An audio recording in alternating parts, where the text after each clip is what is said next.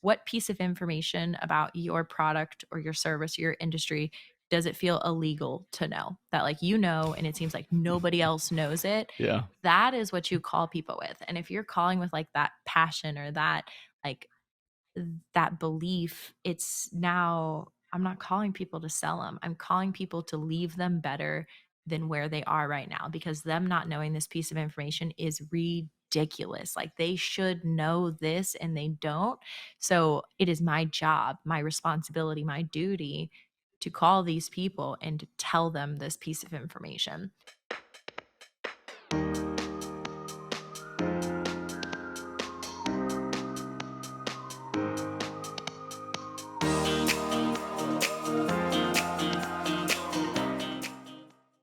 All right. Welcome to Grow Outbound, the podcast that will take your outbound sales game to the next level. I'm Ben, and I'm joined by my co host, Kristen.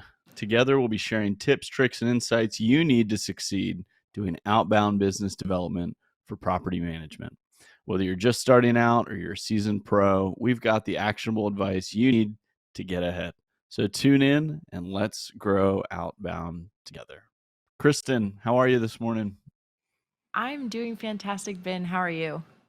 I'm great. I'm doing well. No complaints. No complaints. That is amazing. That's the best way to be. I have a question for you to kick us off today. Okay. Great. You ready? Yeah, I'm ready. All right. What is one piece of advice you would give to your younger self when starting in sales or going through the sales journey? Mm. Yeah, that's a great question. I think back to my early days, my first sales job, which was selling insurance, and I think part of it was just my inexperience, but also my personality was very focused on understanding everything that I was selling and being able to explain it very well. You think about like your car insurance policy, right? There's like 20 different coverages in there. And I felt like I needed to know every single one of them inside and out in order to go sell. And um, I think if I was talking to 23-year-old Ben Smith, who's just starting his sales career, I would say um, spend more time focusing on asking questions about what's important to people rather than feeling like I needed to explain everything exactly right. Because I think the reality is like if you like just using the example of selling an auto insurance policy, there's like a handful of three things that people actually care about, and the rest is you know unnecessary detail. So yeah, I think worry less about becoming the expert and more about relating to people and finding out what's important to them is probably how I would answer that. What about you?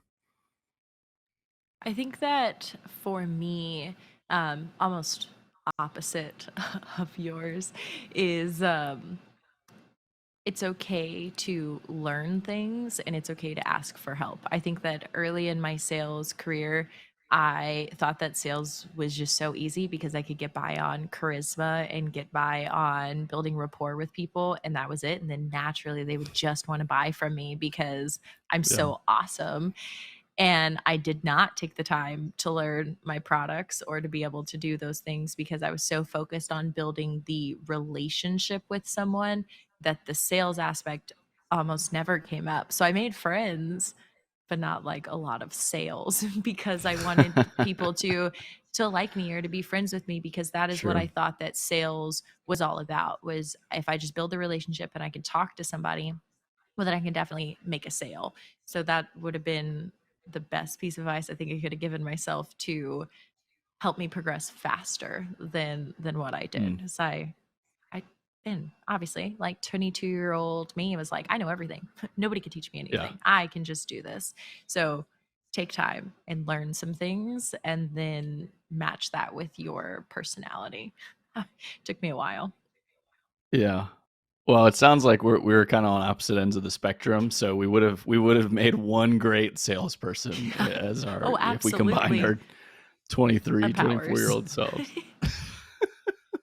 It's too Yeah, funny. 100%. Well, what Kristen and I wanted to talk about today, I'm really excited about this topic because I think it affects all salespeople across industries and products and types of roles. Is rejection, right? It's why a lot of people don't like sales and don't even get into sales. And for those of us that do get into sales, it's something that we have to deal with pretty regularly, and have to be comfortable with if we want to be any good at sales. So, um, Kristen, back to what we just talked about, beginning of your sales career, right? I think I can probably speak for both of us. We got rejected a lot. So when you first got into sales, did you have a fear of rejection, or were you kind of blissfully ignorant to, the world of being told no frequently? How did you deal with that early on in your career?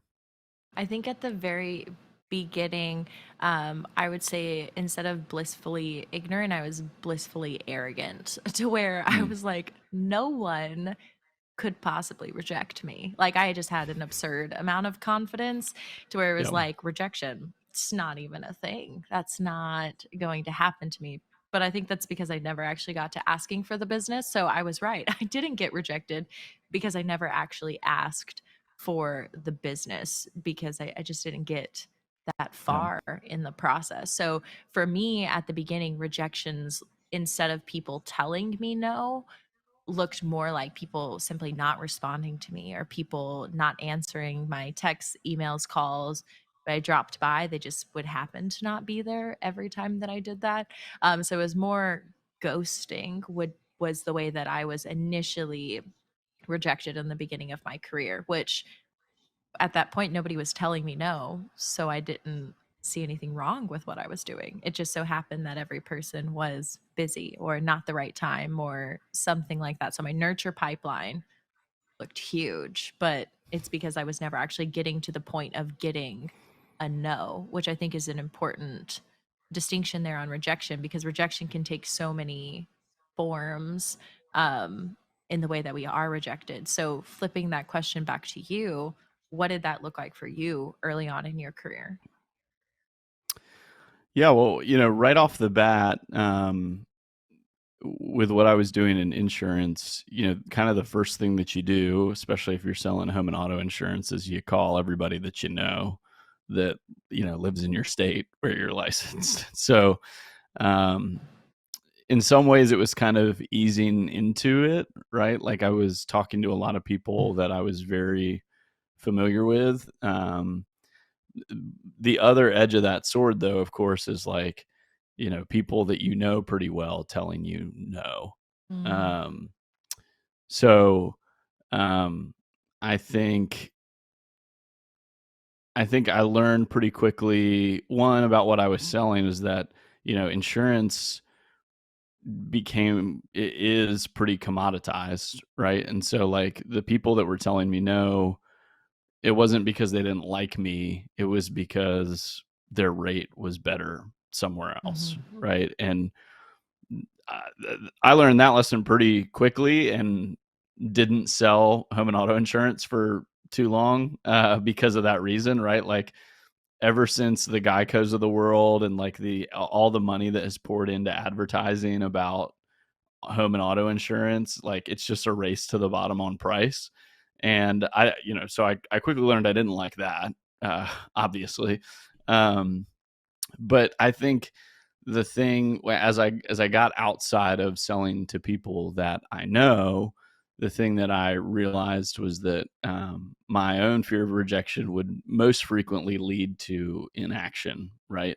Mm, It would lead me to just not pick up the phone and cold yeah. call people, and um, you know, I feel like the mental hurdle you have to get over to even start picking up the phone and calling, like that's the biggest one. But then once you get calling, learning how to get past the people that just tell you no, and I think what I found pretty quickly, and I think most people find, it's like once you get over the hump and actually start making cold calls, uh, you actually get told no fairly infrequently because a lot of times you're just not hearing from people.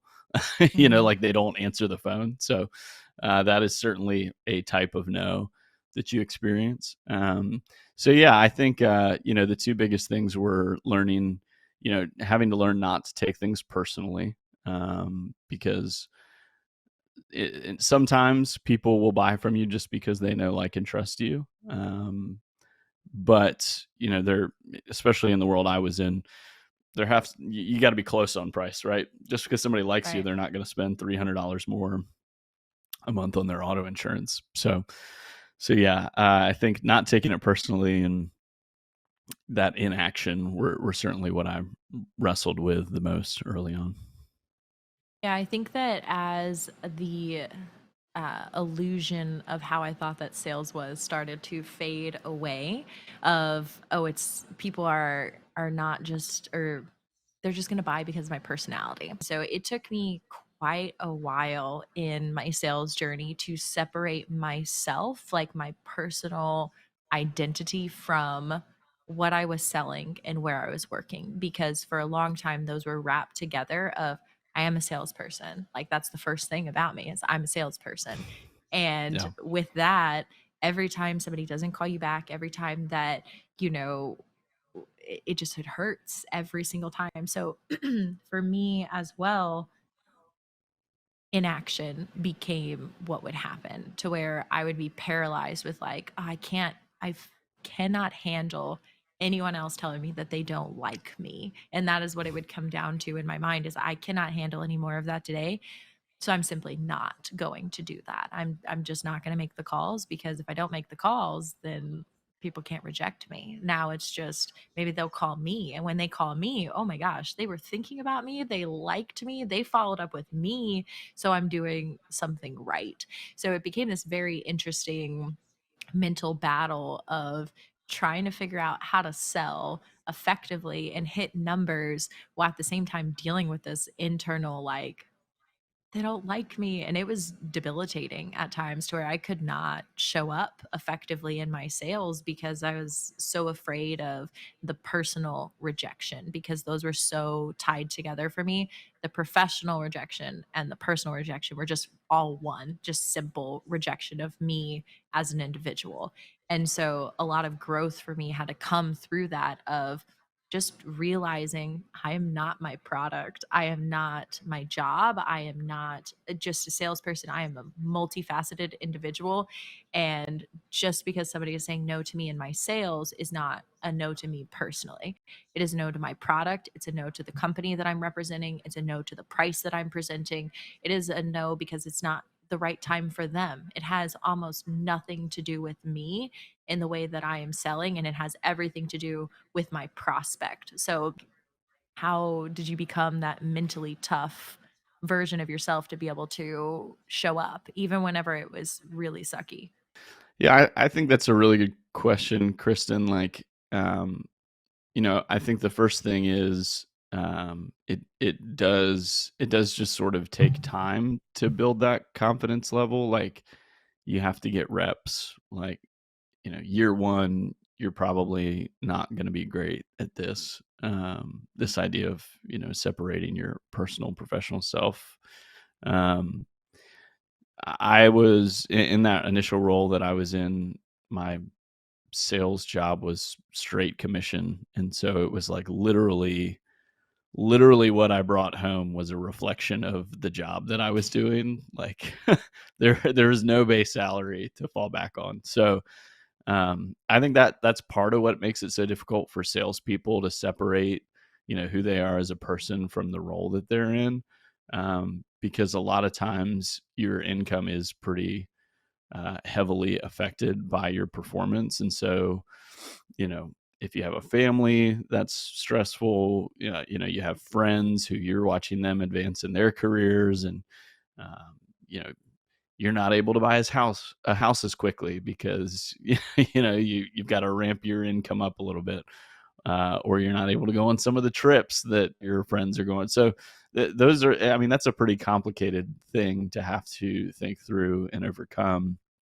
I would say for me, it definitely did take time to get to that point. And when I left my first insurance job that was straight commission and I went to one where I did have a base salary, it was a pretty unique situation where um, any new salesperson, basically what they paid you the first 2 years, you had to bring in revenue in the first 2 years. So it was like, hey, we're going to pay you this much, but if you don't sell this much in your first 2 years, like, you're out of here. And Mm-hmm. it was really scary for me, um, because when I was straight commission, like, I felt like it was just me against the world. Like, I didn't have to, you know, ultimately my boss wanted me to sell more, but he wasn't on the hook for my performance. It was really just down to me. And when I moved into this next insurance role, I felt like not only was it me against me, but I was also answering to a company that was giving me this base, and I needed to prove myself. And ultimately, you know, where I got to in a mental place was just like this refusal to fail. Like, Mm-hmm. I don't care what it takes. Like, I will do whatever I have to do to make sure that I reach this goal, right? And ultimately, I was successful in that. I did what I needed to do, exceeded it. Great. And I felt like for me, so that was probably like 3 4 years into my sales career that happened. And I felt like at that point I had this confidence about myself that was like, I can do whatever I need to do to be good at this. Whether it's, selling insurance, or ultimately I, jumped to Filter Easy, which was a completely new product and concept. I still have this confidence. It's like, all right, I've done this before. I know I can do it again. Um, and I think one, it takes time. Like, the other thing though is surrounding yourself with good people who Mm-hmm. uh, are encouraging you in healthy ways, right? That, like, you don't want to be in a position where you're putting all this pressure on yourself, and then you also have like other people around you that are not helping your mental state Right. by, uh, you know, being negative, or using fear as a technique to get you to work harder. Um, Yeah. I think an important piece of the puzzle as well is focusing on focusing on your activity early on more than your results. And Yeah. I know you and I have talked about this before, but the inaction piece is really, it's like this downward spiral of like, okay, you're afraid of rejection, so you don't do anything. Mm-hmm. Well, then you're also holding the fear of rejection alongside the, like, I don't have a pipeline, and that just makes it way worse, right? So, Right. uh, like, go ahead and do something, even if you don't know if it's the right thing to do. Like, try it, because then you will at least have a sense of accomplishment of like, okay, set a goal for myself this week to make this many calls. I did it. Like, even if the Mm-hmm. results weren't there, like, you still achieved something. And I think that helps build confidence as well. Because, yeah, inaction tied into the fear of rejection, like, you're going to be spinning your wheels and you're not going to get anywhere. Um, Yeah. is what I've found. So I'll turn that question back around on you. From a confidence standpoint, when did you really start to feel like, um, hey, I know what I'm doing. I'm good at what I'm doing, and I'm not, to a degree, you're not so afraid of rejection that it's hindering you from taking action, I guess. Yeah, absolutely. So I think that it's a very interesting story that got me to just overcoming it is so I had an amazing mentor who's still in my life today. Her name is Cynthia, and she is just fantastic. And when I met her, I was like, oh, okay, I see now what it can be like if I can really get this together. Like she showed me an example of like, if you can sell and if you can do it in this way, if you can have relationships, you ask for the business, like you can do it in this way. And so she gave me a good example and mentored me and helped me kind of like realize that I could do it. But it wasn't until actually she fired me that I did it. And the reason that she fired me, and I'm so grateful to her for doing it, is because the role that I was in was like a broker assistant role. So I wasn't selling, I was more so helping her facilitate the commercial leases, going through and helping to make sure that everything was in there, finding potential spaces for these tenants that were looking for spaces to lease, but I wasn't selling. And so she brought me in her office one day and she was like, Kristen, it's time to get back to selling. Like, this is not what you're supposed to be doing. You need to get back to selling. And now I know that you can do it. So she kind of took me in for a little bit, nursed me, and helped me to like realize who I could be and the potential that I was wasting on being afraid, on being, all of these things and playing small. And whenever she felt like I was ready, I mean, she just cut the cord, right? It was that hard of like, I did not see it coming, none of it. And it hurt so much at the time. But I'm so grateful that she did that because I needed to be told that I needed to hop back into sales and I needed to be told that I could do it. And so it was through like mentorship and guidance that I was able to overcome that, and just really learning from somebody who I could picture myself as like a grown up, right? I always thought like as a kid that grown ups were like 20 years old or 25. And it's like, no, grown ups are not 25. We don't really become grown ups till we're like 30. So to see a woman in a position that I wanted to be in and have her directly teach me, that is what helped me to get over it. I think that if I would have kept trying and failing at sales, I would not be in sales today. It was through that position that I took with her where I was able to almost like recover from all of the personal rejection that I was taking, that then allowed me to be able to propel myself forward. So then the next role that I took after that was whenever I was wholesaling properties. And that was hardcore sales, where I am like sitting in the living room with people, negotiating price on what I'm going to purchase their property for, having to tell people that what they think their house is worth is not actually what it's worth. And so that, her giving me that like launching pad, allowed me to move forward to be able to then go and do real work and to be able to become the person that I am now. Because I think that it's easy to look at people, especially people further down the line from you, right? Like to look at you, Ben, or to look at me, or to look at any other successful salespeople and be like, man, they must have just always been like that. They're just born with it. And I think that that's false, at least for me. Of I was not always this way. I wasn't always articulate. I wasn't always able to ask for the business or to have the confidence to sit down and be like, no, that's not the way that this is going to go, or tell somebody they're not a good fit. Like, it took a long time to get to the place. And then once you're there, it's like, oh, okay, this is what I was meant to do. So all of it for me was a lot of just mentorship from other people helping to pour into my life, and they saw potential in me whenever I did not. And I was like, I'm not a salesperson. Like, there was really a time where I was like, sales is not for me. I'm not meant to do it. It's too hard. I can't. And so I took a break and I wasn't an assistant, and that was not for me either. I did not enjoy that. And so I was fired and let go and able to go down my path. So for me, it was, I didn't work my way through it. I give you so many kudos for that, Ben. Like, you worked your way through it. I ran away.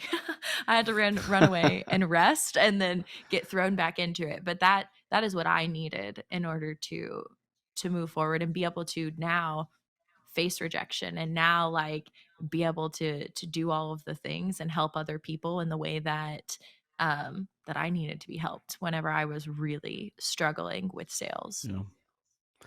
Well, I ultimately think that having people around you that are encouraging you and helping you and pointing you in the right directions is the best medicine for that.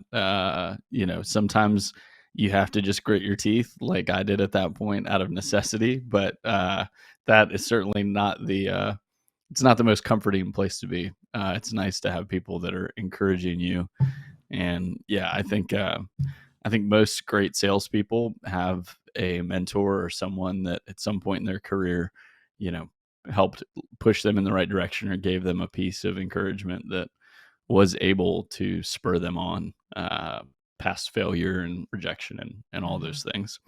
Um, as I was thinking about this topic this morning, you know, there's really a few different types of ways that we get rejected in sales.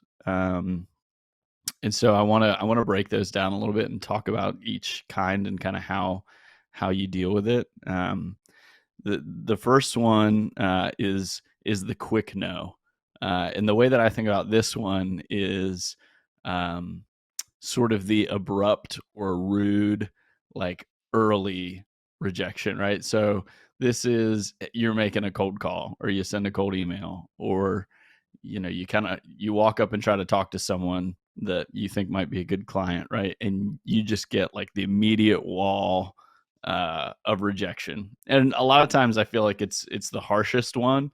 And most good salespeople probably have funny stories about times where that's happened. Um, but I'm wondering, Kristen, like, with that quick no, right? Usually you haven't invested a whole lot into that person. Um, but it's sort of the most jarring, right? Like it Mhm. can really throw you off path. Like when you get that quick no and it's kind of rude or brash, like what's your first reaction, and then maybe how do you work through it in a way that doesn't slow you down from, continuing to progress? Yeah, absolutely. I am so grateful now for the quick no. I love a quick no. It is Yeah. amazing because now I know right away I don't ever have to call this person again. I don't have to worry about it. So I'm so grateful now for the quick no. It's the easiest one to get because I'm not wasting any time following up with them. I think that some of them can be it can feel like, oh man, I really messed up. Maybe my opening line wasn't good enough. And you can go into a whole spiral of like going back, and I always think of it as like rewatching the game footage and just rethinking of what could I have done differently, when in reality you didn't even have time to do anything, right? It 100%, in my opinion, the quick no has nothing to do with you, and it has nothing to do with the way that you are selling. It has everything to do with what was happening in that prospect's day, that day that you chose to call, because you don't Yeah. know if 5 minutes before that he got some, I just assumed it was a he, but the prospect got some really terrible news, or their car broke down and they're on the side of the road and it's 105 degrees outside and you're calling them and you're trying to talk about property management. They have no time for you at Yeah. that moment, right? So the quick no, it really has everything to do with all of the other things that that prospect is going through in that day, and very little to do with you. So now if I get a quick no, it's like, oh great, I'm just going to move on. It has very little to do with my script. I mean, unless you are on the phone and you're just very rude, like, hey, buy Yeah. whatever, and that's how you open up, it probably has something to do with you. But typically it's the prospect, and they've got a lot going on, and so for me, the quick no, love it. Give me the quick no. Let me know that you are not a person I need to reach back out to, and let's just move forward. And then I always have now empathy for the people that answer the phone and are rude right away, because I now really believe you must be having a really terrible day. And Mm. I am somebody that you're taking it out on. And I'm okay with that because I don't know you and this is not going to affect my day. Yeah. And if that's what you need to get through your day, all right, I'm just going to move on and not call you again. So I love a quick no right off the bat. What would you add to that? Yeah, I mean, I there was a brief time when I was with Second Nature that I led a team of SDRs, people that were cold calling for us, and I would do training for these folks, and one of the things that I would always remind them is like, hey, there's just a certain percentage of the people that you call that are, it doesn't matter what you say, they're just gonna say no, right? Like I think part of that fear of rejection is like fear that you're not going to have the right thing to say to someone, or Mm, someone's going to throw an objection at you that you don't know how to handle.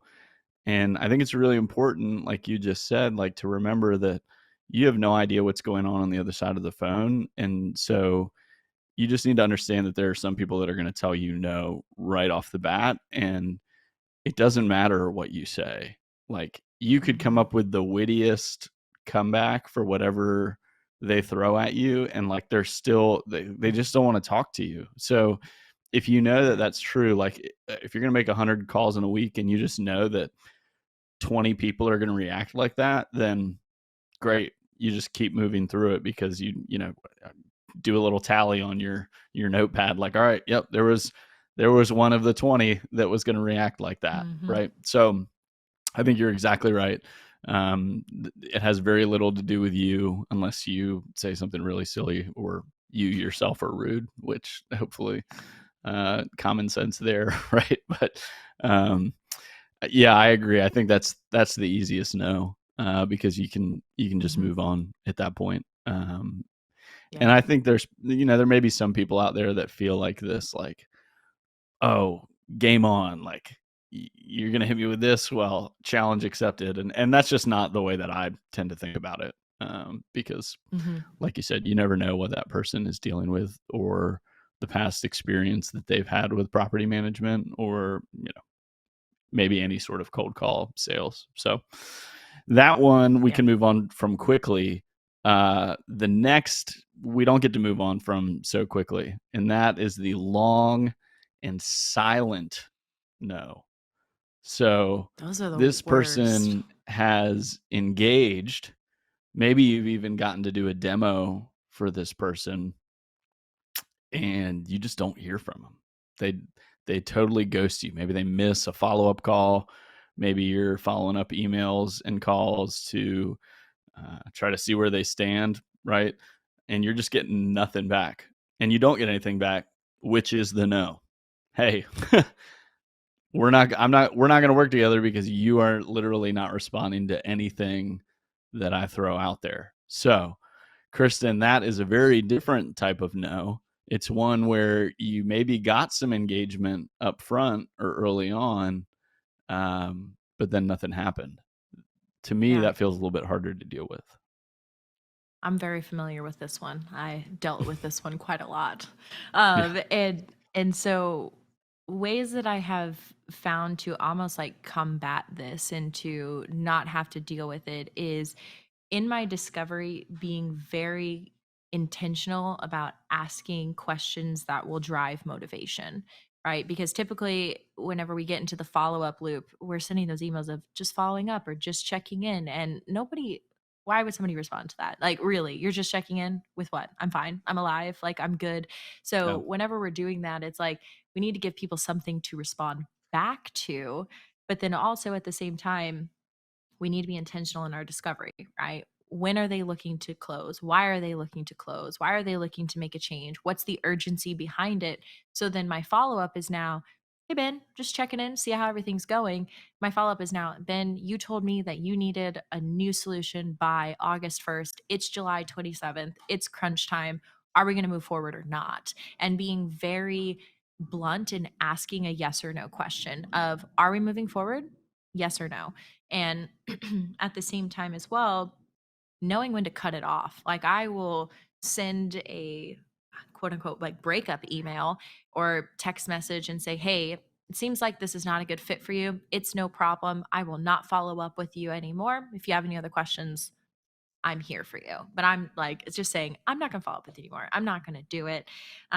Another tactic that I like to use, this is, I think this one maybe exclusive for me, but or people with personalities like mine. But I would send a video and I would have a whiteboard next to me and I would just straight up call people out and be like, Ben, why are you ghosting me? Or Ben, it's been 72 days since you have talked to me. Like, and it would say that on the whiteboard. And in the video, I'd have like a sad face. I'd be like, and like that's what I would send to people. And then sometimes I would get responses back and people, I've been so busy, or then they don't respond Hmm. back. And whenever they don't respond back, no response is a response, right? Like people, especially if we have email tracking and we can see people opening up our emails, but they are not responding, that is an intentional choice. So recognizing no Yep. response is a response.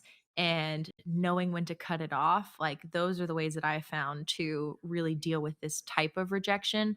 Otherwise, I mean, I followed up with people for like years, like multiple years of like, hey, it's been a while. How's it going? And to me, that's not enough to entice somebody to respond to me. So, really figuring out what is the urgency and how can we drive that helps to stop some of this like really really tedious follow up, and then also just knowing what's your boundary. When are you going to stop, and understanding when we're going to stop is important to help us cut off the follow up. Yep.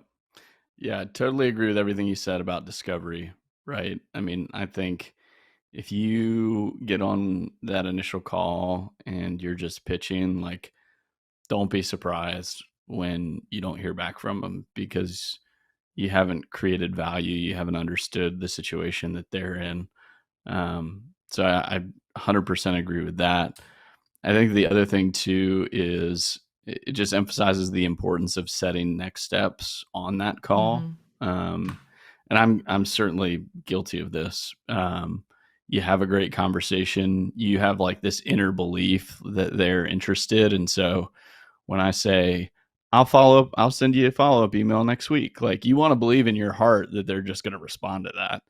But the reality is, if you don't set concrete next steps, it makes it difficult for you, but also makes it difficult for them because they don't know how the process goes from that point. And providing clarity in the form of, hey, would it make sense for us to chat again next Tuesday around 3, or same time next week, or I'd love to get another call set. Make it as concrete as possible, I think, is a good way to set yourself up for success. And then I totally agree about the breakup email. I think that's Mhm. great because we as salespeople can definitely hold on to deals way too long, right? And you feel good because you look at your pipeline and you're like, oh yeah, that guy, like he could definitely close. And it's like, well, he hasn't responded to 3 of your emails and you haven't talked in a month. So But we had a maybe really let's good go ahead first and, conversation, Ben. Like, I'm gonna yeah, cling to that. you hold on to hope that really is not grounded in anything. And so I think there's a lot of power, even if it's just for your own psyche, like to send the breakup email of, hey, Kristen, I really enjoyed our initial conversation. It sounded like there was a fit at the time. Certainly understand if anything has changed. Listen, just to be fair to your time and to my time, I don't want to continue to follow up if there's not something there. So, in the future, feel free to reach out to me. Let me know, if something changes and you want to talk again, I'll be right here. You've got my information. Please reach out. Otherwise, I wish you all the best, right? Mhm. Because one, like you said, if you don't hear back, then you've got your answer, right? Um, but listen, we all get busy. We all have shifting priorities, and so maybe for that person, something has happened where they just haven't had it hasn't been top of mind for them, but they are Mhm. interested, and then your email is sort of like a jolt of like, oh, Right. Kristen, gosh, I'm so sorry. Like, I've Mhm. just had all this. I was on vacation for 2 weeks, and then this happened at my job. Like, it's just been kind of crazy. Let's talk. Or maybe even you just get, hey, would you reach out to me in 30, 60, 90 days? Allow them to give you a Right. better time frame. Um, I think that helps a lot too, because legitimately, right? Like, people have things come up, and that's why they don't respond to you. Um, but you can't just sit there and continue to hope that it's going to close when you haven't heard anything back. So, Mhm. um, the last one I wanted to bring up is the long cycle. You put a lot of work into it. You put your heart and soul into it. You feel great about it, and then at the very end, you get a no. for any number of reasons. You're at the finish line. No, this is maybe the best way to describe it. So I definitely have some good stories. The one that is most prominent on my mind um, was from my insurance days. So I had started selling like business insurance, so I was working with like companies, and I even remember the name of the company. It was a like produce company, and this guy had a bunch of trucks, and he like supplied produce to a bunch of restaurants, and kind of a hard nosed dude. He's pretty intense. And I went out and met with him, and he was mad because basically his rates had just kept creeping up year over year. Like he felt Mm. like he was paying way too much, and he never heard from his insurance agent. And like I was at, at that point, I was fired up, man. I was like, yes, this guy does not You're like like, his I'm gonna current agent. win. He would switch to me right now. Perfect. So I get all of his information. I get copies of his current policies, including what he's paying. Like in sometimes in insurance, people will be weird about like, no, like I don't want you to see what I'm paying right now. I want you to come with your best number, which I always thought was dumb. But he gave me everything. So I took it back, I quoted it, we got everything ready. Great proposal, saving him like I don't even remember how much money it was, but it was a significant amount of money, enough that I was sure that this guy was going to switch to me. And so presented it to him. Okay, cool. Probably didn't do a good job of setting next steps. Didn't hear from him. Finally got up with him.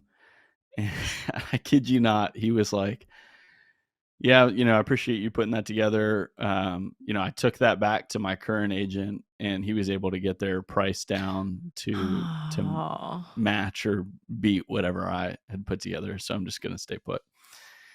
Uh, and that one still stings because it was like I put in all this work for this, and his current agent literally just took my work and got his number down to my number. Like I did all the work. I went through all the effort here. And this guy who he didn't even like from the outset. I mean, I was genuinely shocked that he even took my number back to this guy because it seemed like Mm-hmm. he hated him. Maybe that was just his personality or a tactic that he was pulling with me. But that one really stung, and I learned a ton from it. Some of it insurance related, right? Like, um, don't be the last. Don't be the or don't be the first person to present your number. Like, is a good basic one of like, you always want to be the last. You don't want to be the first. Um, but also like I realized like I had tied all of my value as an insurance agent to the premium, to the price that he was going Mm. to pay. And so all things being equal, yeah, sure, it's a lot easier to just stick with who you've been working with than make a switch. Like you have to create enough pain to get somebody to shift their situation in a dramatic way.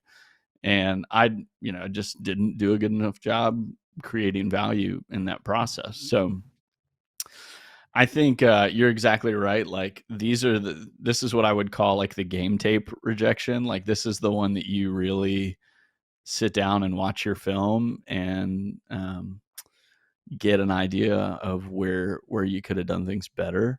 Um, I think also, depending on the situation, a good lesson here is to ask the question. Uh, hey, why?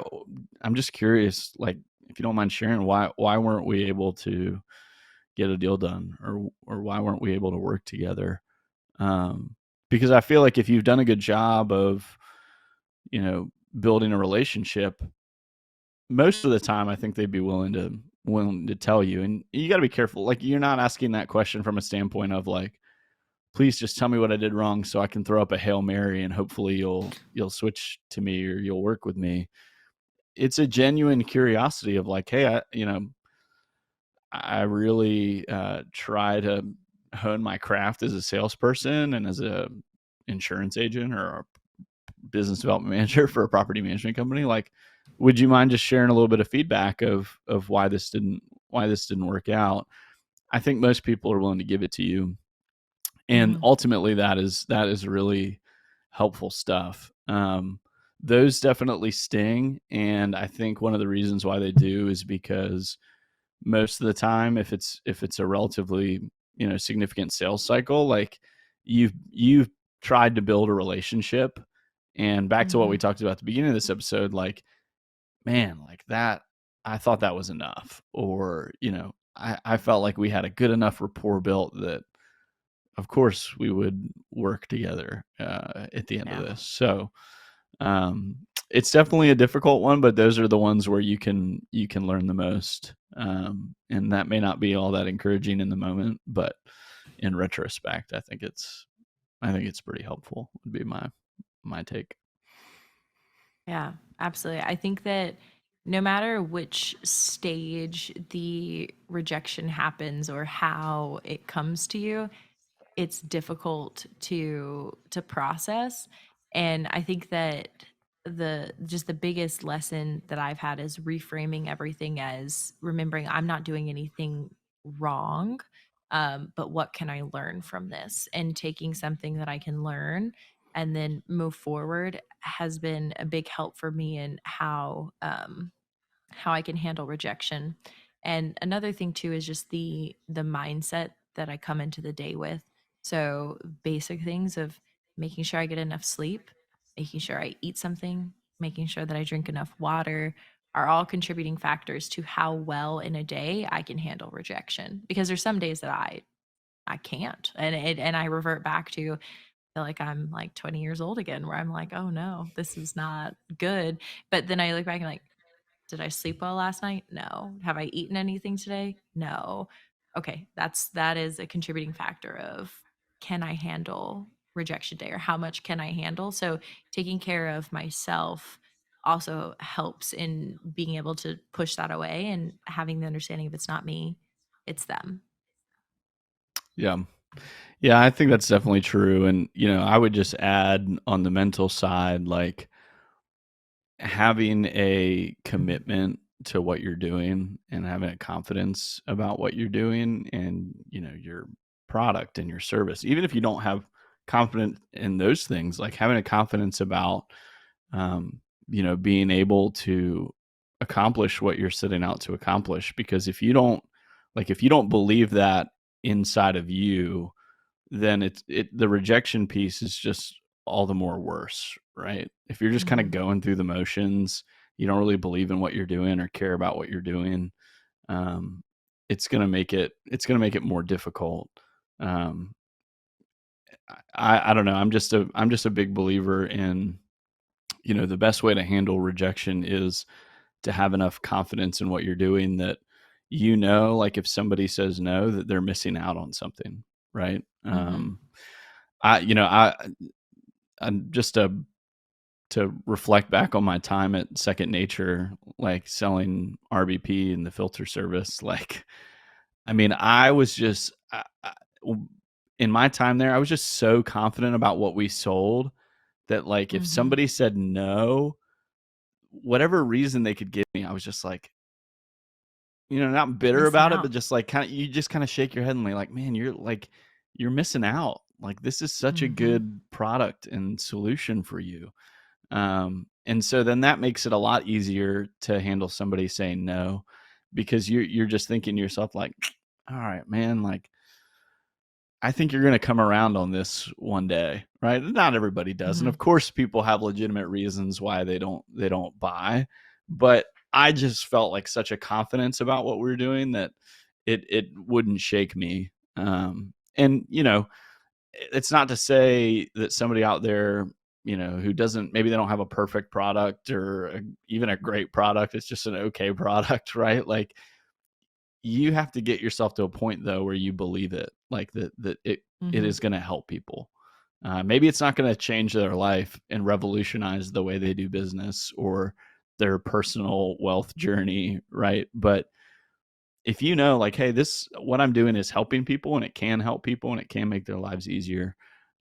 Just from a mindset standpoint, I think it puts you in a lot better position than if you're, sitting around with a lot of self doubt about what you're doing. As I start to think about our listeners, Kristen, and the, folks who maybe are doing business development and property management, and maybe they're having a hard time with this, or, I think about, the folks that are, especially the ones that are listening, that they're listening because they want to start doing more outbound, right? Hmm. uh, the inbound leads, right, they're reaching out to you. There's at least some level of interest there, and so you can feel confident calling someone who is expecting your call. But for somebody that's getting into outbound and they're thinking about, all right, I'm going to pick up the phone, or I'm going to email, or I'm going to mail to people who don't know who I am, who don't know anything about us, and try to win their business. I would imagine that the fear of rejection is a little bit more daunting there. Hmm. What's kind of your best piece of advice for maybe overcoming that initial hurdle that might be holding people back from doing true outbound prospecting? I think that it ties very much into what you were just saying before you asked this question of having the belief in your product, or at least having a belief in what value you are providing. Because if we're calling outbound and we're not adding any value and we're simply asking someone if they're interested in property management services, that's not adding value, right? If we're calling with a piece of information, or we're calling to educate, or we're calling to invite, or we're calling to, just educate, it's so much easier to make those calls because now their approval of me or them buying my service has absolutely nothing to do with this conversation, because I am calling simply to pass along a piece of advice or a piece of education, and that's it. And whenever you genuinely truly believe that, it comes across in your phone calls, it comes across in your tone, and therefore people can be a little bit more tolerable to what you're saying and how you're saying it. So to me, it's being completely sold out on the value that you're providing. It doesn't even have to be your product or your service, but what piece of value are you calling? I was having a conversation yesterday, and the best way that I think it can be described is, what piece of information about your product or your service or your industry does it feel illegal to know, that like and it seems like nobody else knows it? Yeah. That is what you call people with. And if you're calling with like that passion or like that belief, it's now, I'm not calling people to sell them. I'm calling people to leave them better than where they are right now, because them not knowing this piece of information is ridiculous. Like they should know this and they don't. So it is my job, my responsibility, my duty to call these people and to tell them this piece of information or mail them, whatever it comes down to. Mm-hmm. But figure out what makes you excited about your process, what makes you excited about what you do, what piece of information when you first started were you like, oh, what? I had no idea that it was like that, because I guarantee you most people also don't know what it is. So finding that thing that makes you excited makes it easier to share that message out with people. And so if you take away the stress of outbound of I've got to close deals and replace it with I have to educate this many people today, I need to have conversations with this many people, I need to speak to, evangelize, educate, whatever you want to call it, like frame it around that, and now the weight feels less because it's not about me closing, it's about me communicating with somebody else. What would you add to Yeah. that? I think you nailed it. And I was just thinking about this. Like, I think a great illustration is okay, like, think about something in your personal life that you are so passionate about. Like, if somebody brings it up to you, you cannot wait to give your opinion on it. Or maybe a product that you have in your house that, like, you're just ridiculously passionate about.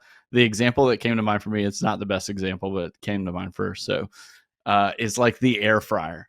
Like, think about when the air fryer came out and you were like if you were the first friend that had an air fryer telling people about it, like, listen, you know how you go to a restaurant and you can get fried pickles. Like, you can do that now in your house without almost burning your house down. Like, you can do that in this little gadget. It's not very expensive.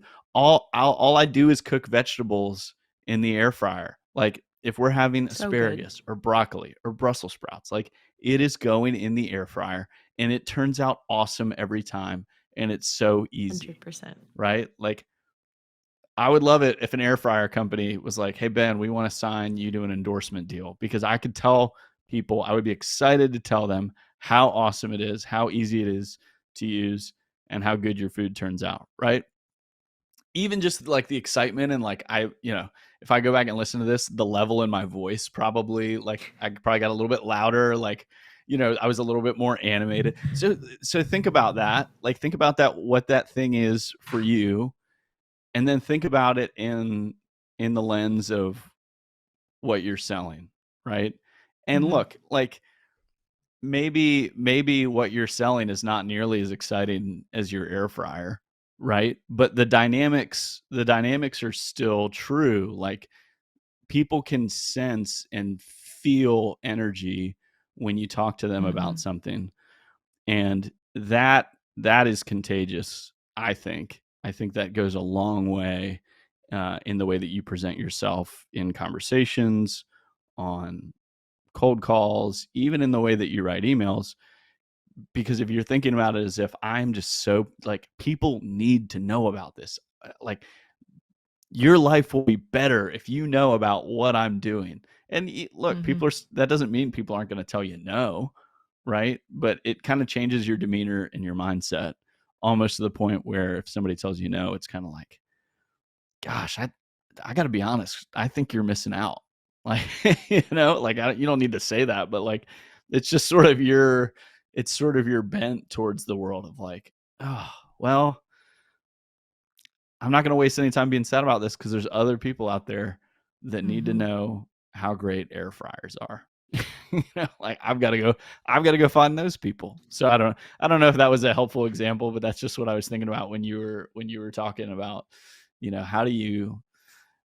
how do you exude that self-belief and that energy. Well, I feel like this has been pretty good. I hope people are able to take something away from this. I think, I guess my final encouragement to people would be like, when it comes to rejection, like, for some of us, it's not ever going to be easy, but it gets easier, right? Mhm. And a lot of that has to do with your own mindset, about what you're doing, and your own willingness to learn from your mistakes, and have people around you that are encouraging you and coaching you. And ultimately, that is going to help get you down the path faster. And sometimes it's going to take time, and you're still going to have no's that hurt, and you're still going to get hung up on, and it's never going to feel great. But if you're really committed to what you're doing, and you're able to have that confidence in what you're doing, ultimately you're going to be a much better place, um, one that's not allowing you to get discouraged, um, and wrap your whole identity up in that no, and what you might have done. Any closing thoughts for you, Kristen, as we land the plane? Yes, I want to give a message to those people that are stuck in that state of inactivity due to the Mm, fear of rejection. Rejection is going to happen. It is just a natural part of sales. But if you're stuck in that cycle of inactivity, typically you start like doomsday thinking of how bad it's going to be whenever you pick up the phone and call someone. I can guarantee you it is never, ever, ever as bad as what you plan in your head. It always turns out better than what you were thinking in your head. So you just pick up the yeah. phone and you call, and activity starts to create motivation, and motivation starts to build confidence. But motivation does not come out of nowhere. You have to have the activity that is going to create the motivation that will then allow you to get out of that slump. But the best way to get out of the slump is to pick up the phone and call someone. And if you're really stuck, call someone that you like call a friend, call a current client, call your mom, call your dad. your grandparents, doesn't matter.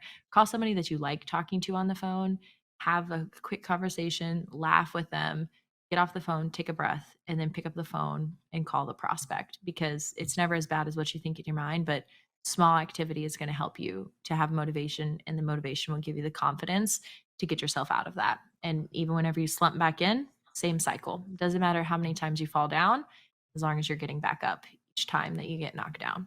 This has been a fun episode for me. I hope that our listeners feel encouraged and have taken something away from this.